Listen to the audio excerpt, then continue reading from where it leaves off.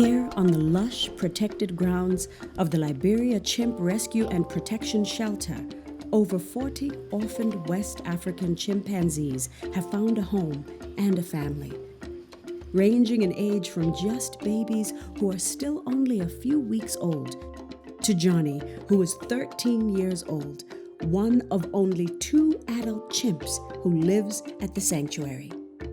So let's go over and see Johnny, because I haven't said hi to him this morning, so.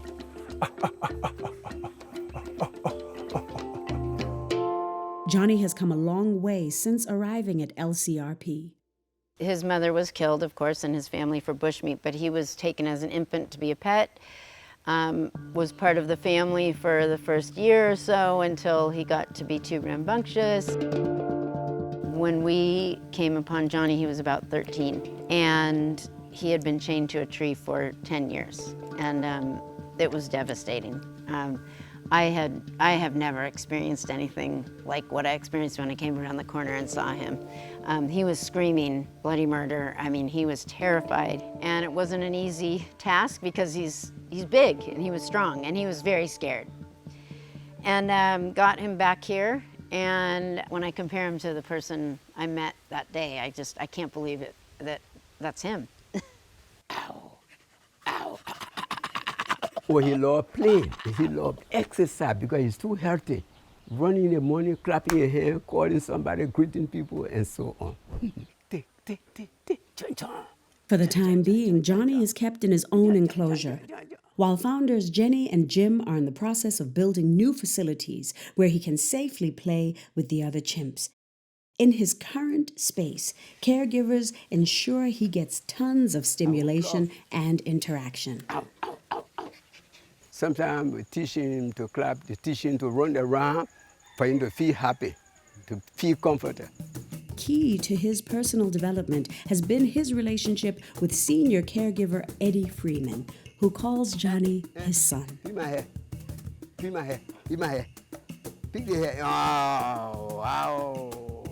Eddie first encountered these animals in 1977 when he worked for a U.S.-based research lab in Liberia doing the laundry.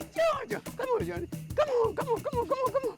Yes, I love laundry because cleanliness is next to gardening. Yes. After that lab closed, he joined LCRP and was recently promoted to facilities coordinator. He does everything from enrichment exercises with Johnny to manage all the chimps' food and still insists on doing the laundry. Feed them 4 times a day. You eat 6 in the morning, take several hours, and then by 10, they eat fruits and vegetables. Feed them with papaya, pineapples, and so on. As for Johnny's favorite food, he loves cucumber. He doesn't eat more banana, but cucumber. This home for rescues is constantly welcoming new chimps, and the latest addition to the family is doing very well. So this is Citizen. He's our newest arrival. He just came a few days ago. He is missing this finger. It could have been when he was taken off of his mom. A lot of times there's injuries. It could have been from a snare. But generally he looks really healthy.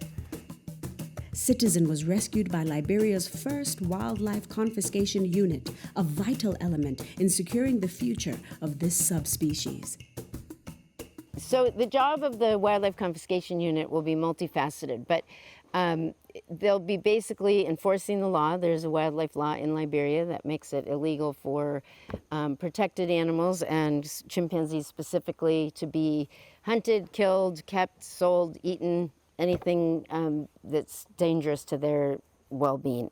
It's a huge step in the right direction. Having been only recently established, this is their first visit to the sanctuary, where they were also able to see how Citizen is getting on since they rescued him from a woman who was trying to sell him as a pet on the streets of Monrovia. He was kind of sad, especially, probably. He didn't have a playmate. He was not alone with his mother. They had a chain around his neck. When I saw him, I felt so sad. Citizen looked very much happy today. So I must say I'm feeling very happy. I'm feeling proud that the work I did, I have seen the outcome of the work. Like Johnny, Citizen has made visible progress since arriving at LCRP. But the future of chimpanzees like them is not guaranteed. It is going to depend on a collective commitment from government, local and regional law enforcement, LCRP, conservation bodies, and donors. People are always amazed at the chimps, right? Because especially these young chimps, they're so cute and they're funny and they do these amazing things. But the truth is, these guys, every single one of these guys is a tragedy. It's a tragedy that they're here. And as much as I love them and care about them, I wish I had never met any of them, because really where they should be is in the forest with their family.